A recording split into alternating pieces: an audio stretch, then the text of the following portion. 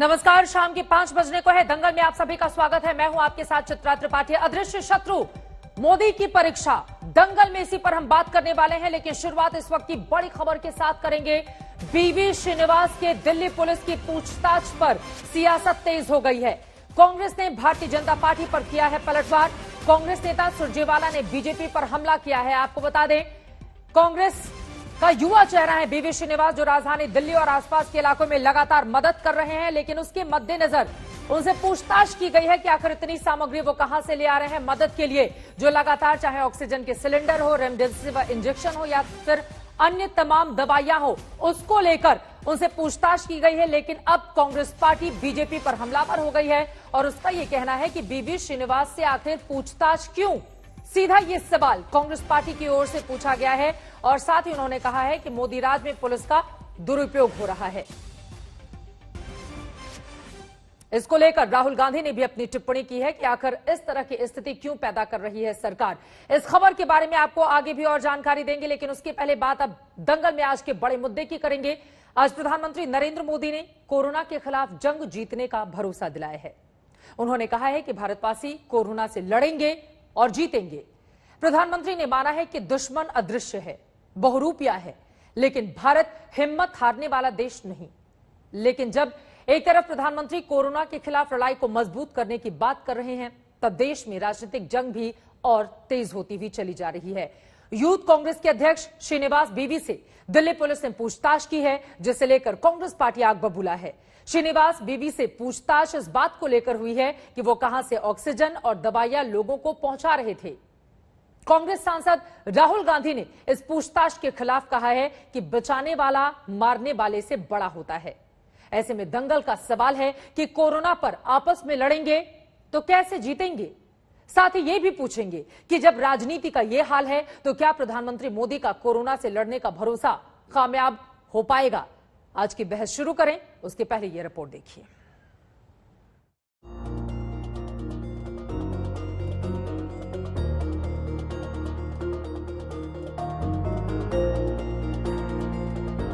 सौ साल बाद आई इतनी भीषण महामारी कदम कदम पर दुनिया की परीक्षा ले रही है।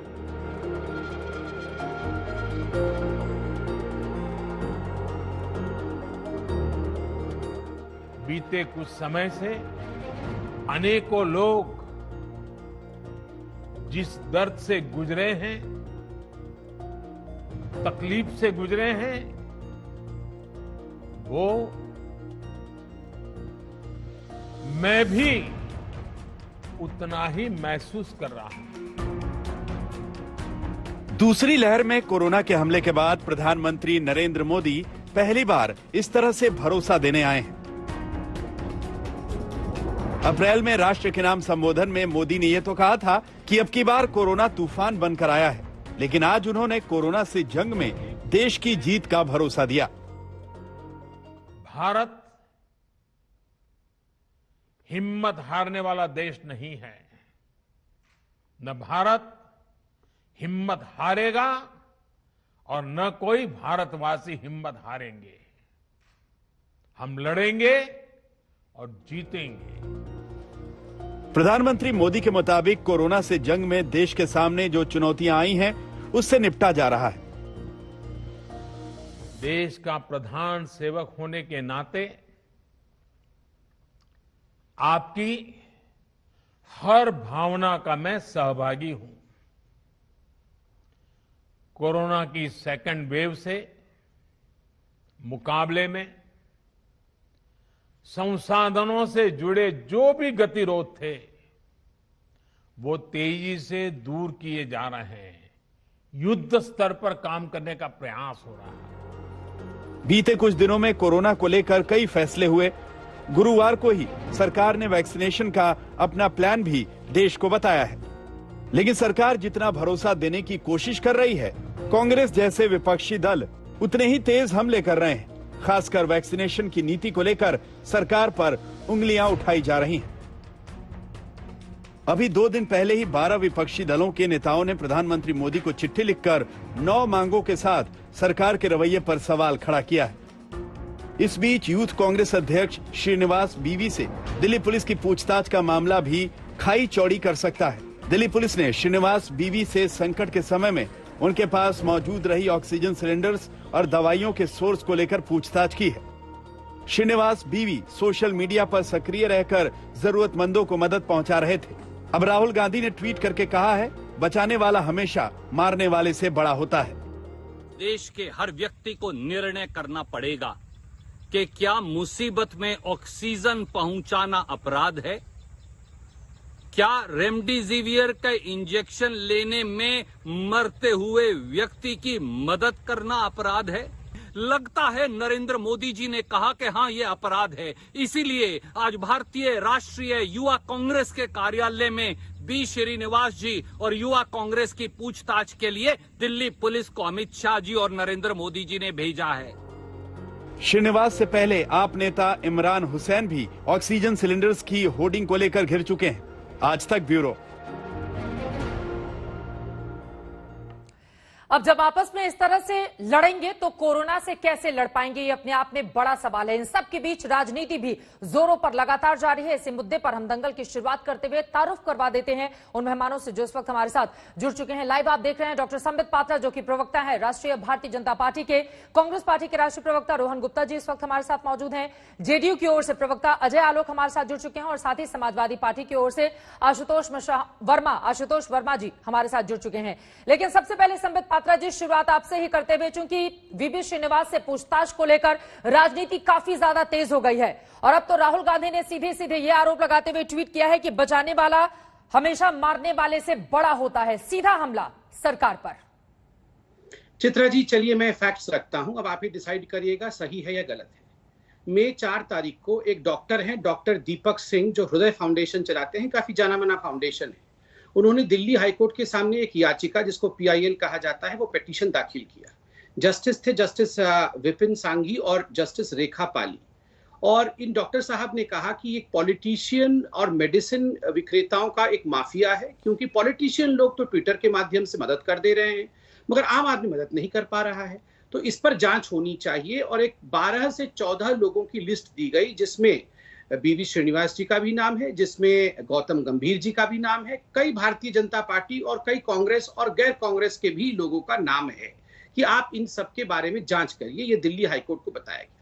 याचिका पढ़ने के बाद दोनों जस्टिसेस, जिनका नाम मैंने लिया, उन्होंने दिल्ली पुलिस कमिश्नर को कहा कि आप तुरंत इसकी इंक्वायरी बैठाइए, जितने भी लोग हैं उन सबसे जानकारी इकट्ठी करिए और उसके बाद 17 मई तक आप ये रिपोर्ट सुप्रीम हाई कोर्ट के आगे, हमारे बेंच के आगे इसको सबमिट करिए। हम निर्णय लेंगे कि आखिरकार ये सच है या झूठ है, कि ये लोग इतने बड़े अमाउंट में रेमडेसिविर का इंजेक्शन, ऑक्सीजन सिलेंडर कहां से ला पा रहे हैं और वाकई कोई माफिया है या नहीं।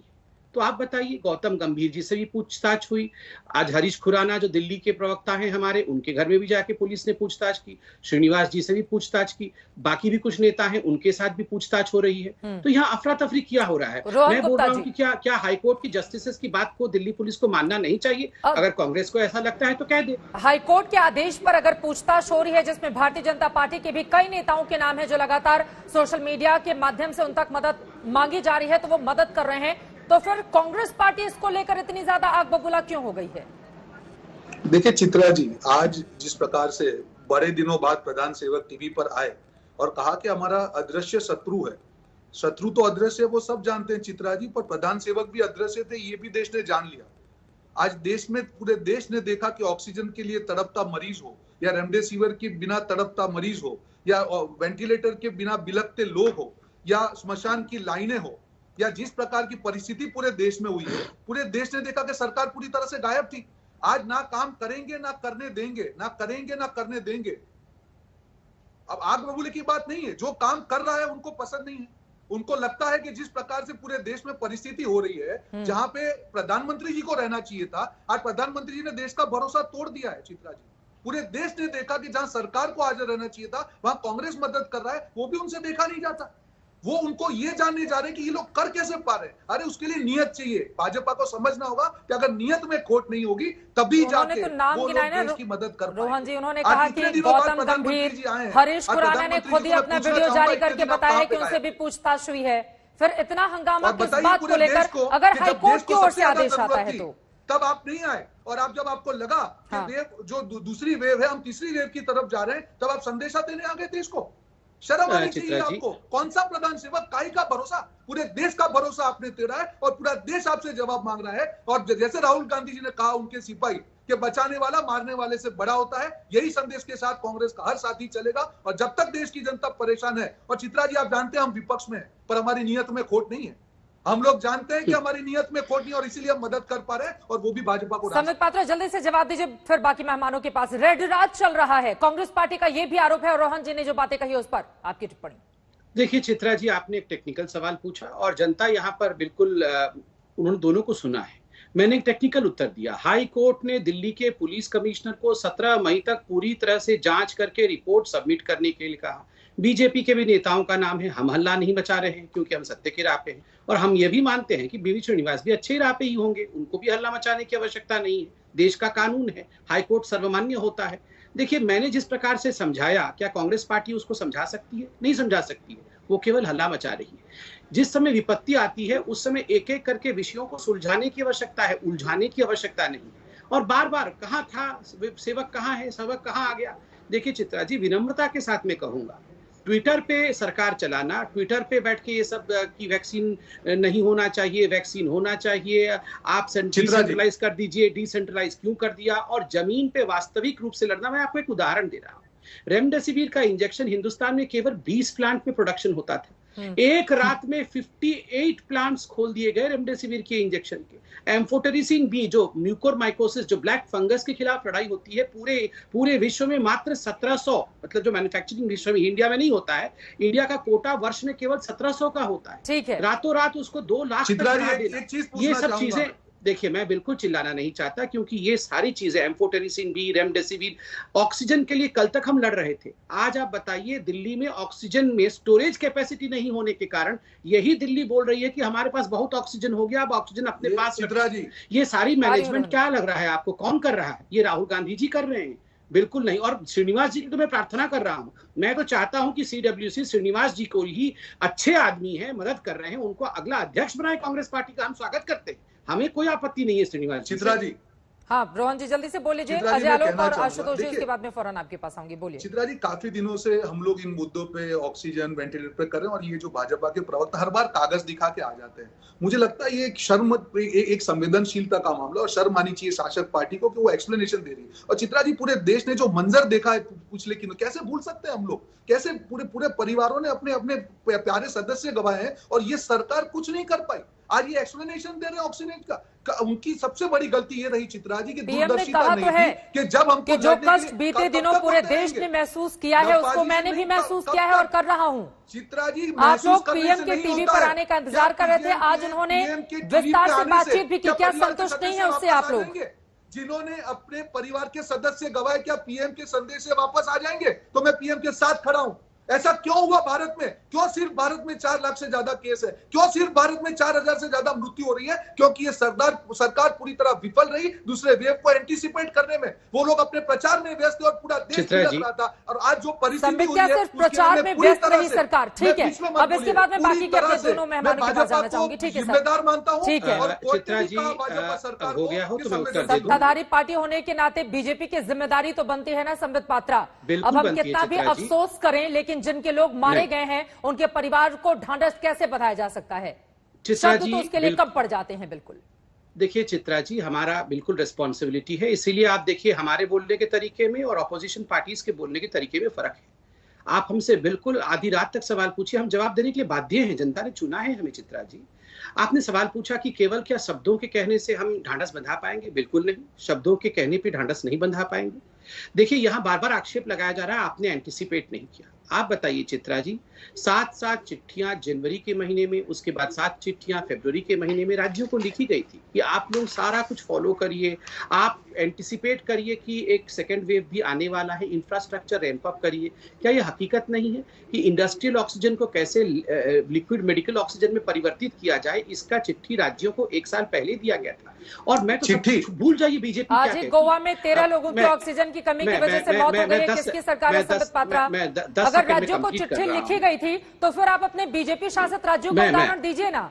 कि किसने बहुत अच्छा काम किया है? मैं तो सबका उदाहरण दे रहा हूं, उनका भी कह रहा हूं, और ये कहूंगा कि इकबाल सिंह चहल, ये जो बीएमसी के कमिश्नर हैं, ये बीजेपी के नहीं, ये एमवीए की सरकार, जो महाविकास अघाड़ी उनके सरकार के कमिश्नर है। उन्होंने क्या कहा, आधी रात को मैंने एक मैसेज भेजा कैबिनेट सेक्रेटरी को, और 15 से 20 सेकंड के अंदर कैबिनेट सेक्रेटरी ने मुझे फोन किया कि क्या चाहिए चहल, और तुरंत जैसे ही मैंने कहा 125 मेट्रिक टन ऑक्सीजन मुझे अभी चाहिए, उन्होंने कहा शाम तक तुमको। सर, मैं आपसे गोवा को लेकर सवाल पूछ रही हूँ। महाराष्ट्र का एग्जाम्पल, मुंबई का तो आप सैकड़ों बार दे चुके हैं। आप बताइए ना, गोवा में 13 लोगों की जान आज क्यों गई है ऑक्सीजन की कमी के कारण, जो परिजन आरोप लगा रहे हैं? मैं इसका भी जवाब देता हूं। आपने भी कहा कि परिजन आरोप लगा रहे हैं, और सही भी लगा रहे होंगे, बिल्कुल परिजन हैं तो बिल्कुल विषय जानते भी होंगे। इस पे इंक्वायरी भी चल रही है, और कल हाईकोर्ट ने भी, मुंबई हाईकोर्ट ने फटकार लगाया और कहा है कि जो महाराष्ट्र में एक्स्ट्रा ऑक्सीजन है तुरंत उसको गोवा के भेजो।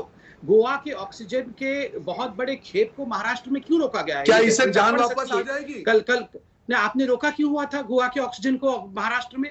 ये कल महाराष्ट्र, कल ये मुंबई के हाईकोर्ट ने पूछा है। मैं टेक्निकल बातें, जो हकीकत है वही तो बात करूंगा, और हवा में तीर चलाऊंगा क्या? टेक्निकल बातें ही करूंगा ना। नहीं, मैं टेक्निकल, मैं गाली गलौज नहीं करूंगा मेरे भाई, मैं टेक्निकल बातें करने के लिए हूँ। मैं प्रवक्ता हूँ टेक्निकल बातें करने के लिए। मैं प्रवक्ता नहीं, मैं यहाँ गाली देने के लिए, लड़ाई देने के लिए, लड़ाई करने के नहीं हूँ। मैं यहाँ एक्सप्लेन करने के लिए हूँ हकीकत क्या है।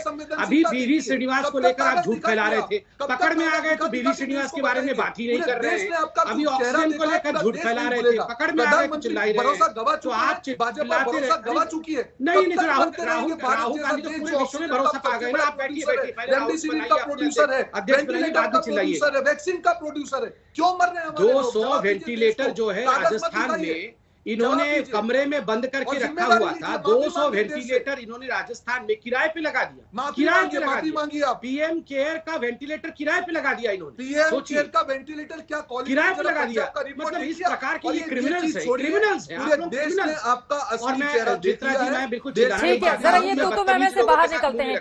ठीक है सर, प्लीज व्यक्तिगत टिप्पणी एक दूसरे पर नहीं करेंगे, लेकिन संबित पात्रा की ही बात को आगे बढ़ाते हुए अजय आलोक जी, मैं आपके पास आऊंगी। राजस्थान में तो किराए पर लगा दिया गया, लेकिन बिहार में पीएम केयर फंड से जो वेंटिलेटर गए वो धूल फांक रहे हैं, महीनों से रखे हुए हैं, उसके ऊपर प्लास्टिक भी चढ़ी हुई है। ये रिपोर्ट खुद आज तक ने दिखाई है। बिहार का हाल बताइए। और साथ ही कांग्रेस पार्टी लगातार आरोप लगा रही है कि राज्यों की मदद करने के बजाय केंद्र सरकार सब कुछ कर रही है। कितना दम है? देखिए, मैं पहले बात बिहार से ही शुरू करता हूं। ये सच्चाई है, मुझे मानने में कोई गुरेज नहीं है कि बहुत सारे 3-4 जिलों में कर्मचारियों की नियुक्ति नहीं हो सकी, ट्रेन टेक्नीशियंस नहीं थे, इसलिए वेंटिलेटर चालू नहीं हो सके। ये सच्चाई है, मान रहे हैं हम इस बात को, और इसकी व्यवस्था भी की गई, और अब ऐसा नहीं है। दूसरी बात कि ये महामारी है चित्रा जी, अब इस महामारी का स्केल बहुत बड़ा है, और बिहार सरकार ने पूरी तत्परता और मेहनत से काम किया। उसी का प्रतिफल ये है कि लॉकडाउन लगाने के बाद पिछले 3 दिनों से हमारे संक्रमण रेट में लगातार गिरावट आ रही है, जबकि हम 1 लाख से ऊपर टेस्टिंग डेली कर रहे हैं, जिसमें 60% RT-PCR है। स्वास्थ्य मंत्रालय के अनुसार, मैं अपने हिसाब बात नहीं कर रहा हूँ, ICMR के हिसाब से बिहार में संक्रमण दर 7.8% आ चुकी है। कल का केस हमारा मात्र 7,800 कुछ था। हमारी मौतों में कमी आई। काम कर रहे हैं यहाँ पे हेल्थ वर्कर्स, डायरेक्टर्स, जो भी संसाधन है जितने उपलब्ध हैं, उसमें पूरी तत्परता, पूरी मेहनत के साथ 24 घंटे काम कर रहे हैं। यही जज्बा चाहिए। तू मैं और तू तड़ाक और इल्जाम लगाना बहुत आसान होता है। कांग्रेस की बात करें तो सारी भी वजह है ना, और उसको अब आगे के लिए और बढ़ा दिया है बिहार सरकार ने। बिल्कुल। और राहुल गांधी के शब्दों में मैं कहूं तो ये पॉज बटन है। इससे कितना संभालिएगा बिहार को? स्वास्थ्य स्थिति आपकी इतनी बुरी थी कि अलग अलग हिस्सों से जिस तरह की रिपोर्टें सामने आई, सर कितने सालों से आपकी सरकार है बिहार में, और अभी भी आपको और वक्त चाहिए वहां की स्वास्थ्य स्थिति को सुधारने के लिए। सिर्फ ये महामारी है ये कहकर अपना पल्ला झाड़ लेना कितना उचित है? अजय आलोक जी। चित्रा जी, मैं कोई पल्ला नहीं झाड़ रहा हूं। और स्वास्थ्य व्यवस्था बिहार में कितनी सुधरी है उसका एक उदाहरण इसी से है कि जहां महाराष्ट्र विकसित राज्य अपने आप को कहता है, राजस्थान विकसित राज्य अपने आप को कहता है, वहां से मृत्यु दर हमारी मृत्यु दर में सीधे 1/4 का अंतर है। तो हमारी स्वास्थ्य व्यवस्था इतनी सुदृढ़ है, हमारी टेस्टिंग इतनी, हमारी स्वास्थ्य व्यवस्था इतनी सुदृढ़ है कि हम 1 लाख से ऊपर टेस्टिंग पिछले 3 महीने से लगातार कर रहे हैं। कोई और राज्य नहीं करता। हमारी स्वास्थ्य व्यवस्था इतनी सुदृढ़ है। मैं जब अपनी गलती मान रहा हूं, मुझ में इतनी शक्ति है कि मैं अपनी गलती मान रहा हूं कि हाँ कुछ जिलों में नहीं थे। क्या आज तक आपको किसी भी राज्य सरकार के कोई नुमाइंदे या किसी पॉलिटिकल पार्टी के नुमाइंदे अपनी गलती मानते हुए दिखते हैं? ये करेज होना चाहिए। ये करेज उसी में होता है जो काम करता है। हम काम कर रहे हैं अपनी क्षमताओं के बावजूद, हमारे में कमी है वो कोई मान रहा है, उसको एड्रेस कर रहे हैं, उसको कोशिश कर रहे हैं एड्रेस करने की। आज हमारे यहाँ ऑक्सीजन की कमी नहीं है, हम ऑक्सीजन का उठाव हर जगह से कर रहे हैं, प्लांट्स लगाए जा रहे हैं। अब आ जाइए आप दूसरी बात पे, ये तो मैंने बिहार की स्थिति स्पष्ट कर दी। अब भगवान की कृपा भी है बिहार पे, इसमें कोई शक नहीं है, क्योंकि तमाम संसाधनों के बावजूद हर राज्य विफल रहा है इस महामारी के आगे। सिर्फ कांग्रेस के कह देने से कि प्रधानमंत्री जिम्मेदार हैं मौतों के, प्रधानमंत्री हत्यारे नहीं हो जाते हैं। अब बिहार के लोग सुन रहे होंगे ना, तो उनको बहुत दुख हो रहा होगा। एक सेकंड सर, ठेले पर लोगों को लेकर जाया जा रहा है, एम्बुलेंस धूल फांक रहे हैं, ठीक है ना, अलग अलग हिस्सों से जिस तरह की तस्वीरें सामने आई हैं, और लगातार हमने आज तक पर दिखाया है कि किस तरह से अस्पतालों में मरीजों का इलाज जमीन पर हो रहा है। किसी एक सिर्फ सहरसा या किसी एक जगह से इस तरह की खबरें सामने नहीं आई। और गलती मान लेने से क्या होता है अजय आलोक, जिनके लोग मर रहे हैं या अस्पतालों में जिनके लोग बेबस इस वक्त खड़े हुए हैं, आपकी गलती मान लेने से क्या हो जाएगा? मैंने सब चीज के लिए गलती नहीं बोल रहा हूं, मैं कह रहा हूं कि हम अपना अथक प्रयास कर रहे हैं, उसके बावजूद भी मृत्यु हो रही है। हम अपना अथक प्रयास कर रहे हैं, मृत्यु हमारे में सबसे कम हो रही। कौन सी सरकार काम नहीं कर रही, ये बताइए ना। और अगर सरकारें काम करती तो फिर इस तरह की तस्वीरें क्यों? सर, एक अस्पताल में तो भूसा भरा हुआ था। सर, एक अस्पताल में तो भूसा भरा हुआ था, आज तक की खबर दिखाई तब भूसे को हटाया गया और अस्पताल को चालू कराया गया। अजय आलोक जी, मैं क्या ही बोलूं आपसे, इतने सालों 15-16 साल हो गए वहां पर मुख्यमंत्री नीतीश कुमार को, लेकिन अस्पतालों में भूसा भर कर रखा जाएगा तो जनता भगवान भरोसे रहेगी। आपने कहा ना कि भगवान की कृपा है बिहार पर, तो भगवान भरोसे है वहां की जनता। अगले सवाल के साथ में आऊं, उसके पहले आशुतोष वर्मा जी अब सीधे आपका रुख करते हुए, क्योंकि जो अखिलेश यादव की ओर से टिप्पणी की गई है, संबित उसका जवाब देंगे, मैं एक बार पढ़ लेती हूं। उनकी ओर से लिखा गया है, भाजपा सरकार शीघ्र सभी को फ्री वैक्सीन देने का ऐलान करे और हवाई बातें छोड़कर बताए कि वैक्सीन लगाने की सरकार के पास क्या ठोस योजना है, किस तारीख को यह काम पूरा होगा। अस्पताल को एक खास रंग के गुब्बारों से सजाकर उसका भाजपाईकरण व वैक्सीनेशन को प्रचार का माध्यम बनाना तुरंत बंद कर दे। संबित इस पर जवाब देंगे, लेकिन आशुतोष वर्मा जी, पहले तो ढोल पीट पीट कर कहा कि बीजेपी की वैक्सीन है, बीजेपी की वैक्सीन है, बीजेपी की वैक्सीन है, अब अपना चरित्र बदलते हुए इस तरह की बात, ये समाजवादी पार्टी की किस बात पर उत्तर प्रदेश की जनता भरोसा करे? चित्रा जी, पहले तो मैं इस बात को बहुत अच्छी तरीके से क्लियर कर दूं और आपके चैनल के माध्यम से साफ बताना चाहता हूं कि समाजवादी पार्टी के राष्ट्रीय अध्यक्ष ने कभी भी वैक्सीन के ऊपर उंगली नहीं उठाई, हमारे डॉक्टर्स, हमारे साइंटिस्ट के ऊपर उंगली नहीं उठाई। जिस तरह भारतीय जनता पार्टी अपनी पीठ ठोक के एक झूठी हवाई कर रही थी, उसकी पोल पूरी दुनिया देख रही है। अब मुझे और कुछ बताने की जरूरत नहीं है, और आधार पर यह बोला है ये भी मैं आपको बता देता हूं, और आपके माध्यम से सबको पता होना चाहिए कि इस देश में क्या हो रहा है। मार्च के पहले हफ्ते में पार्लियामेंट्री स्टैंडिंग कमेटी की एक मीटिंग होती है, जिसकी अध्यक्षता कांग्रेस पार्टी के जयराम रमेश जी करते हैं। 31 मेंबरों की ये मीटिंग होती है और इन्होंने पूरी रिपोर्ट तैयार की, और ध्यान रखिए भारतीय जनता पार्टी के 14 उसमें पार्लियामेंटेरियन भी थे। उसने कहा कि गवर्नमेंट ऑफ इंडिया को तुरंत का तुरंत वैक्सीन प्रोडक्शन को बढ़ाना चाहिए, क्योंकि वैक्सीन दवाई भी और कड़ाई के साथ में जो लागत है और जो रिक्वायरमेंट है उसमें प्रोडक्शन नहीं मैच हो रहा है। लेकिन गवर्नमेंट ऑफ इंडिया ने इसके बारे में सुध नहीं ली। ये अप्रैल की मिड की बात है, जब तबाही मच चुकी थी, तब गवर्नमेंट ऑफ इंडिया ने सीरम इंस्टीट्यूट और भारत बायोटेक बात करना, लेकिन उसकी भी क्षमता है 5 करोड़ वैक्सीन प्रति डोज प्रति महीने की उसकी क्षमता है, और भारत बायोटेक की खाली 90 लाख है, जिसमें सीरम इंस्टीट्यूट को विदेशों में भी देना है, क्योंकि उसका पैक्ड है। ये क्या भारतीय जनता पार्टी के लोग नहीं जानते थे, या गृह मंत्रालय में या स्वास्थ्य मंत्रालय में लोग नहीं जानते थे? सिर्फ अपनी ढीला ढवाली, अपनी पीठ ठोकने में और इमेज बनाने में इन्होंने देश को शमशान बना दिया। सर, विपक्ष की भी तो एक रचनात्मक भूमिका होती है ना, आप लोग ही अच्छे सलाह के साथ कुछ मदद कीजिए। समाजवादी पार्टी की कितने लंबे समय तक सरकार रही है, कितनी बार मुलायम सिंह जी यादव जी और अखिलेश यादव जी वहां पर मुख्यमंत्री रहे? चित्रा जी, आज जो भी अस्पताल जिसमें उत्तर प्रदेश में काम हो रहा है, माननीय अखिलेश यादव जी के साथ में हो रहा है, उन्हीं के द्वारा बनाए हुए काम हो रहा है। अभी कुछ दिन पहले कैंसर इंस्टीट्यूट के 1,500 बेड के लिए अखिलेश यादव जी ने मांग की थी, और ठीक एक हफ्ते बाद इनको खोलना पड़ा था। ये अस्पतालों के ताले नहीं खोल रहे हैं, बांदा में आज भी ये ताले नहीं खोल रहे हैं, क्योंकि कहीं ना कहीं नाम हो जाएगा कि माननीय अखिलेश यादव ने बुलाया है। इस तरीके की ये इनकी राजनीति है। इनको सिर्फ अपने तमगे लेने से मतलब फुर्सत मिले, तब ये समझ पाए कि इन्होंने क्या किया है। ये सिर्फ और सिर्फ ढोल पीटने वाली सरकार है। ठीक है, आप कह रहे हैं कि ढोल पीटने वाली सरकार है, और अखिलेश यादव की ओर से जो अस्पताल बनाए गए थे उसको खोलने से हिचक रही है इस वक्त भारतीय जनता पार्टी। इस सवाल का जवाब देंगे संबित पात्रा। रोहन, मैं फौरन आपके पास आऊंगी, एक छोटे से ब्रेक के लिए हमें रुकना है। प्रधानमंत्री ने आज ये भी कहा कि कदम कदम पर यह महामारी हमारी परीक्षा ले रहा है, लेकिन उससे भी बड़ी परीक्षा की घड़ी सरकारों के लिए है, चाहे वो केंद्र की सरकार हो या फिर अलग अलग पार्टियों की राज्यों में शासित सरकार हो। सबकी परीक्षा की ये घड़ी है और एक होकर सभी को लड़ना होगा ताकि इस महामारी से हम निजात पा सके। लेकिन राजनीति उस पर हावी इतनी ज्यादा क्यों हो जाती है? समित पात्रा में सीधे आपका रुख करते हुए जो आखिरी लाइन अखिलेश यादव की ओर से टिप्पणी करते हुए लगाई गई है, उस पर आपका जवाब। अस्पताल को एक खास रंग के गुब्बारों से सजाकर उसका भाजपाईकरण व वैक्सीनेशन को प्रचार का माध्यम बनाना तुरंत बंद करे बीजेपी। क्या है जवाब इस पर? वैक्सीनेशन को भी प्रचार का माध्यम बनाया जा रहा है। संबित, मैंने देखा नहीं है कि कौन सा अस्पताल कौन से गुब्बारा से सजा हुआ है। और दूसरी बात है, गुब्बारा कोई पॉलिटिकल पार्टी का सदस्य नहीं होता है। इनको गुब्बारे में भी रंग क्यों दिखता है? इनको गुब्बारे में भी कोई राजनीति क्यों दिखती है? गुब्बारा को तो बख्श दें। मगर अभी अखिलेश जी के प्रवक्ता, यहाँ समाजवादी पार्टी के प्रवक्ता बैठे हुए हैं, वो खुद एक डॉक्टर हैं और क्या कह रहे थे? वो कह रहे थे कि वैक्सीन को लेकर तो अखिलेश जी ने कभी कुछ गलत नहीं कहा। देखिए, मैं तो आपसे रिक्वेस्ट करूंगा चित्रा जी, उनकी बाइट को चलाइए। उन्होंने कहा था मैं वैक्सीन लूंगा, कभी नहीं। हमारी सरकार आएगी तब सब लोग वैक्सीन लेंगे। ये तो बीजेपी की वैक्सीन है, इसे तो मैं कभी नहीं लगाऊंगा। देखिए, गलत बात नहीं बोल रहा। मैं बीच में नहीं बोला, मैं बीच में नहीं करें, लेकिन एक सेकंड सर, मैं बीच में नहीं बोला। बोला था बंद करिए, अखिलेश यादव की ओर से कहा गया था। ठीक है, ये इस बात सब को झूठे खत्म करते हैं, हैं। झूठों डॉक्टर को आशुतोष, नहीं, ये मेरे बीच में क्यों चिल्लाते हैं? चित्रा जी, मैं एक बार किसी के सुन बीच में लीजिए, चिल्लाता नहीं हूँ, सुन लीजिए। मैं शांति से आशुतोष सुनता वर्मा, हूँ प्लीज। और झूठ बोल रहे हैं। मैं एक बार कंप्लीट तो नहीं, मुझे बहुत आपत्ति है इस प्रकार से आप लोग बिहेव करते हैं, दूसरों को बोलने नहीं देते। चित्रा जी, ये बहुत गलत बात प्लीज है। एक बार सुन लीजिए, फिर आप बोलिएगा। क्या गुंडाई है? आप सुन तो लीजिए। मैं तो आपके बीच में एक शब्द नहीं बोला, आप 3 मिनट तक लगातार बोलते रहे। डॉक्टर आशुतोष वर्मा, आपको समाजवादी पार्टी के बारे में जानकारी है?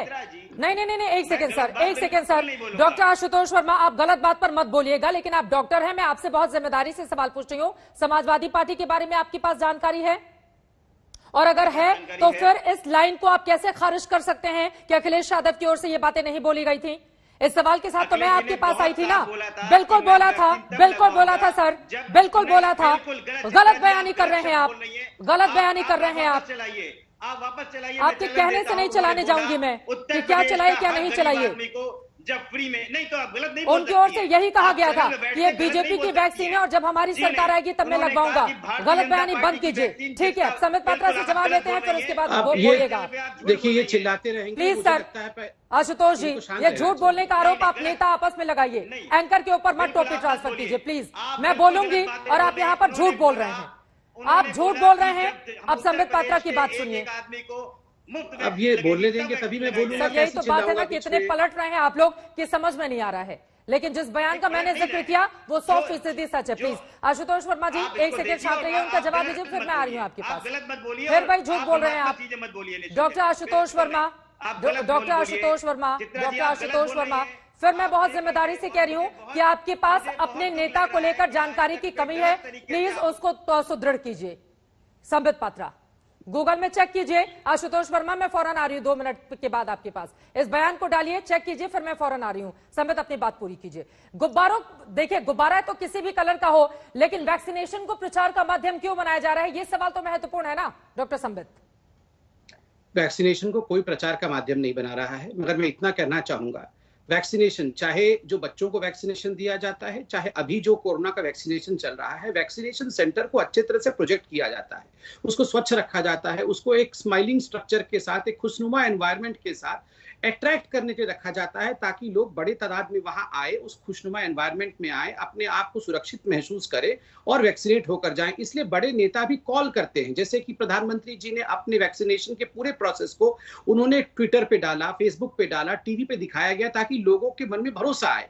आप याद करिए, यही विपक्षी पार्टी प्रधानमंत्री के ऊपर टूटे पड़े थे कि प्रधानमंत्री पहला वैक्सीन क्यों नहीं लगा लेते हैं। अगर प्रधानमंत्री ही वैक्सीन नहीं लगाएंगे तो देश को भरोसा कैसे होगा। जब प्रधानमंत्री जी ने लगा लिया और इसको टीवी में दिखाया गया, तो अगले दिन प्रेस कॉन्फ्रेंस प्रधानमंत्री जी ने अपने आप को प्रचारित किया, प्रधानमंत्री जी वैक्सीन लगा के फोटो अब बात उससे आगे बढ़ चुकी है ना संबित पात्रा। अब लोग इस इंतजार में हैं कि भैया हमारा नंबर कब आएगा, और उसको लेकर कोई भी सुदृढ़ जानकारी है नहीं सरकार के पास। मैं आपको जानकारी देता हूं, पूरे तथ्यों के साथ जानकारी देता हूं, इसको ध्यान से सुना जाए, महत्वपूर्ण है। देखिए, हिंदुस्तान की आबादी लगभग 130 से 135 करोड़ के बीच में है, और जो अभी वयस्क वैक्सीनेशन जिनका होना है, लगभग 94 करोड़ लोगों का वयस्क वैक्सीनेशन होना है। आप सोचिए, बच्चों का भी हम वैक्सीनेशन करते हैं 130 या 135 करोड़ का। मई के महीने में हमारे पास जो आज के डेट में जो वैक्सीन अवेलेबल है वो 10.1 करोड़ है। जून के महीने में ये लगभग 11.5 करोड़ होंगे, जुलाई में ये 14 से 15 करोड़ के बीच में होंगे, अगस्त में ये 37.8 करोड़ होगा, सितंबर में 52.9 करोड़ होगा, अक्टूबर में 54.3 करोड़, नवंबर में 61 करोड़ और दिसंबर में 63 करोड़, कुल मिलाकर के 304.91 करोड़। देश को अगर दोनों डोज दिया जाए तो 270 करोड़ डोजेस की आवश्यकता है। कब तक लगेगी दिसंबर सर? के एक लाइन अंत का तक, जवाब मैंने पूछा था। दिसंबर के अंत तक पूरा हिंदुस्तान वैक्सीनेट हो जाएगा और जिस तीसरी लहर की हम एक कल्पना भी कर रहे हैं और बिल्कुल एंटिसिपेट के साथ बैठे हुए हैं, वो तैयारी पूरी होगी, हिंदुस्तान जम के लड़ेगा। और चित्रा जी, मैं 10 सेकंड आपकी अनुमति से और चाहूंगा। चित्रा जी, हिंदुस्तान की आबादी आप जानते हैं, यूनाइटेड स्टेट्स, अर्जेंटीना, ब्राजील और यूरोप, इन चारों को पूरा मिला दीजिएगा तब हिंदुस्तान की आबादी होगी। अभी तक भी ये कई देश ऐसे हैं जो 50% भी अपने लोगों को वैक्सीनेट नहीं कर पाए। ये बहुत बड़ा टास्क है चित्रा जी, हम सबको ये मिलके पूरा करना है। दिसंबर तक हिंदुस्तान इस बहुत बड़े काम को पूरा करेगा और मैं रिक्वेस्ट करूंगा ऑपोजिशन से भी, इसमें 24 घंटे ये जो समर सॉल्टिंग है, कल कुछ कहते हैं, परसों कुछ कहते हैं, उसके बाद कुछ कहते हैं, उसके बाद कुछ कहते हैं, इस प्रकार से हम अपने आप को डिस्ट्रैक्ट नहीं करें। बिल्कुल कंधे से कंधे मिलाकर खड़े होइए और दिसंबर तक इस प्रोसेस को पूरा करें। बोलिए रोहन गुप्ता जी, कंधे से कंधा मिलाकर खड़े होंगे आप? और प्रधानमंत्री की ये भी बात महत्वपूर्ण है, 100 साल में इस तरह की महामारी आती है, अदृश्य दुश्मन है, उससे पूरा हिंदुस्तान इस वक्त जंग लड़ रहा है, ऐसे में आपसे भी उसी तरह की भूमिका की उम्मीद की जाती है। रोहन गुप्ता जी। देखिए, बिल्कुल चित्रा जी, हम लोग विपक्ष होने के नाते हमारी भूमिका के लिए हमेशा तैयार है, पर आज देश को गुस्सा क्यों आ रहा है, देश ठगा हुआ क्यों महसूस कर रहा है? चित्रा जी, पहली वेव की हमारी जो पीक हुई थी करीब 15 सितंबर के करीब हुई थी लास्ट ईयर। उसके बाद पूरे विश्व में दूसरी लहर आई थी और हमारे पास समय था 6 महीने का इसके खिलाफ तैयारी करने का। हुआ क्या, प्रधानमंत्री जी ने घोषित कर दिया कि हम लोग विश्व विजेता हैं, 136 देशों को हम लोग हेल्प करेंगे। उनके स्वास्थ्य मंत्री ने कह दिया कि अब तो कोरोना महामारी नहीं है। जो संबित पात्रा जी आप डेडलाइन जो दे रहे थे दिसंबर की, अगर सरकार जागती, अगर दूरदर्शिता दिखाती तो यही डेडलाइन हम लोग मई में खत्म कर सकते थे, पर नहीं, क्योंकि उनका अहंकार ज्यादा था, वो लोग एंटीसिपेट करने में विफल रहे। आज देश को ये परिस्थिति देखनी पड़ रही। आज उन्होंने पार्लियामेंट्री कमेटी के रिपोर्ट को नकार दिया, एक्सपर्ट की एडवाइस को नकार दिया, वैक्सीन के ऑर्डर नहीं दिए। मुझे बताइए चित्रा जी, जो देश वैक्सीन मैन्युफैक्चर कर रहा है, आज सबके लेटर लिखने के बाद, प्रेशर करने के बाद 28 अप्रैल को 11 करोड़ वैक्सीन का ऑर्डर दिया जाता है। 130 करोड़ की जनता और सिर्फ 2% के करीब लोग फुल्ली वैक्सीनेटेड हुए। ये कहां की कौन से मुंह से ये लोग ढोल पीट रहे हैं? सिर्फ 2% जनता हमारी वैक्सीनेट हुई है और कोई भी एक्सपर्ट आज यही बोल रहा है कि इसका एक ही तरीका लड़ने का, वैक्सीनेट वैक्सीनेट वैक्सीनेट। आज जैसे आपने सही सवाल पूछा कि ये आंकड़े तो गिनवा दिया, आंकड़े गिनवाने में तो माहिर है लोग, ट्रिलियन के जीरो भी गिनवाने में माहिर है, पर लगेगी कब? आज सिर्फ 2% लोगों को लगी है चित्रा जी, और जब उनकी जिम्मेदारी थी कि जहां से भी वैक्सीन अवेलेबल हो, गलती उनसे हो गई,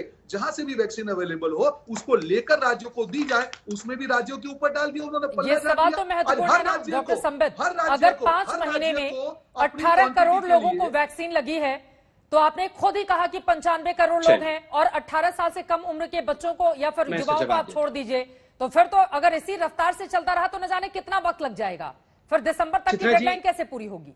चित्रा जी, मुझे 20 सेकंड दीजिएगा, ये महत्वपूर्ण सवाल है, जनता को ये सब जानना अनिवार्य है। चित्रा जी बिल्कुल सही कह रही हैं, पहले चाहते तो बहुत सारे लोगों को वैक्सीनेशन हो जाता है। जैसे कि मैं उदाहरण दे रहा हूँ, ये जो कोविड फ्रंट लाइन वर्कर है, डॉक्टर्स हैं, नर्सेज हैं, और जो फ्रंट लाइन वर्कर हैं जैसे हमारे वहाँ के गार्ड हैं इत्यादि हैं, पहले दोनों फेज में तो इनको लगा था। आपको जान के आश्चर्य होगा, उनको भी 45% या 50% ही लग पाया है सेकेंड डोज, नहीं लगा है उससे अधिक। क्यों? क्योंकि एक वैक्सीन हेजिटेंसी रही है। तो सब पढ़े लिखे लोग थे। क्यों वैक्सीन हेजिटेंसी रही? क्योंकि उस समय पूरे हिंदुस्तान में ये फैलाया गया। देखिए, मैं आपको बताता हूँ, कांग्रेस पार्टी ने उस समय प्रेस कॉन्फ्रेंस करके क्या कहा, मैं जवाब देना चाहूंगा। If the vaccine is so safe and reliable and efficacy of the vaccine is beyond question, then how is it that it is not single functionary of the government has stepped forward to get themselves vaccinated? Many eminent doctors have raised question regarding to the efficacy of these vaccines, particularly Covaxin. वो तो खुद Congress party कह रही है कि efficacy ठीक नहीं है। 4 मुख्यमंत्रियों ने, झारखंड के, पंजाब के, छत्तीसगढ़ के और राजस्थान के, उन्होंने कोवैक्सीन के अपने शिपमेंट को वापस कर दिया कि हम तो कोवैक्सीन लगाएंगे नहीं। आज जब ये परिस्थिति खराब हुई तो अचानक कह रहे कि हमें ले आओ। उस समय तो कह रहे थे कि उत्पादन करने की भी जरूरत नहीं है। देखिए चित्रा जी, जब तक इस प्रकार, और देखिए राहुल जी, सोनिया जी, इन्होंने वैक्सीन लगाया कि नहीं लगाया पता नहीं। सोनिया जी ने तो लगाया, ये न्यूज़पेपर में आया। राहुल जी, प्रियंका जी ने लगाया या नहीं लगाया ये भी पता नहीं है। देखिए चित्रा जी, जब तक हम वैक्सीन हेजिटेंसी में थे, लोगों में भी एक डर था।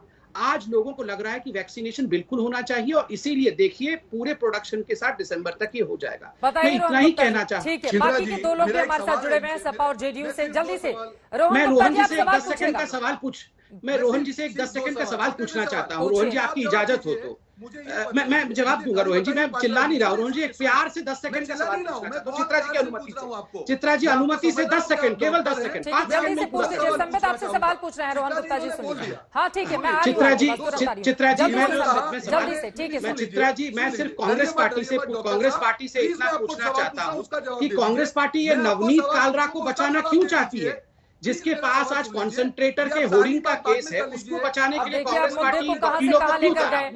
पुलिस आपके पास से पकड़ के लाई है ना सर, ठीक है, अब इस मुद्दे को यहीं पर छोड़ देते हैं। नहीं, आपने वीवी श्रीनिवास का सवाल मुझसे पूछा तो नवनीत कालरा का मैंने पास है, तो ये कांग्रेस से सवाल कि वो उनको क्यों बचा रही है। सिर्फ एक लॉजिकल सवाल पूछना चाहूंगा। कोई भी देश में जहां पे केंद्र सरकार एक वैक्सीन 175 में लेती है, आज राज्य को 600 में अगर वो वैक्सीन लेनी पड़े तो क्या केंद्र सरकार 600 नहीं है, 300 है। 600 में कौन राज्य ले रहा है? 600 भी है ना, आप 300 ना 600 में प्राइवेट ले रहा है। देख रहे हैं, नहीं राज्य 300 में मालूम है मैं बिल्कुल ना, यहाँ बंद नहीं फैलाया जाए। और सुनिए बिल्कुल 300 में कोविशील्ड राज्यों को दिया जा रहा है, 600 में प्राइवेट को दिया जा रहा है। यहाँ भ्रम नहीं फैलाया जाए, भ्रम नहीं। आपने अभी कहा राज्यों को 600 में दिया जा रहा है और जब पकड़ में आ गए तो आप बोल रहे हैं अच्छा क्यों। ठीक उसी प्रकार जैसे अखिलेश यादव जी के स्पोक्स पर्सन तैयारी नहीं थे अखिलेश यादव जी के सच को कबूल करने के लिए, आप झूठ क्यों फैलाते हैं? एक बार उनकी बात सुन लीजिए रोहन गुप्ता जी, ठीक है, आप अपनी बात खत्म कीजिए जल्दी से। वैक्सीन को लेकर तो आप जवाब दे ही रहे हैं। एक और सवाल है रोहन गुप्ता जी, इसी से जुड़ा हुआ आगे बढ़ते हुए, चूंकि हम सब ने देखा था जल्द ही प्रधानमंत्री नरेंद्र मोदी अलग अलग राज्यों में जो अलग अलग जिलों के डीएम हैं उनसे बातचीत करेंगे।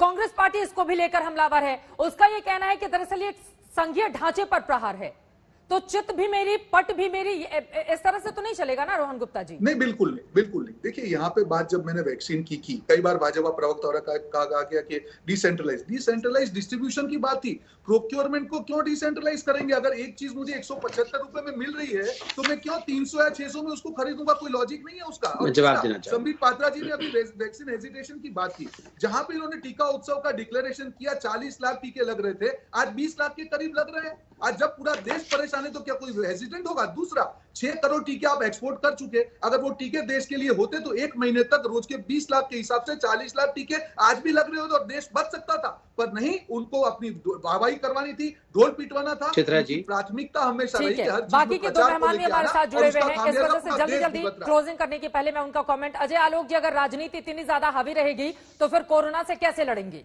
क्या है तैयारी? देखिए, ऐसा है कि राजनीति करना इनका शौक है जब से कोरोना आया।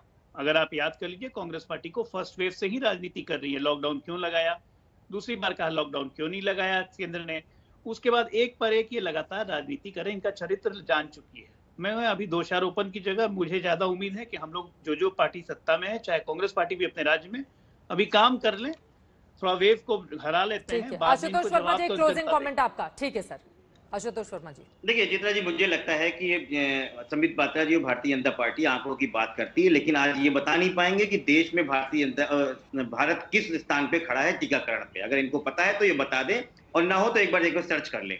मैं उत्तर प्रदेश से आता हूँ, उत्तर प्रदेश से आता हूँ, उसकी बात भी बता दीजिएगा कि उत्तर प्रदेश में 4 करोड़ डोजेस के लिए ग्लोबल ई टेंडर किया गया है और उत्तर प्रदेश में बोला गया है कि 18 साल से और 44 साल के बीच में ये 4 करोड़ डोजेस लगेंगी।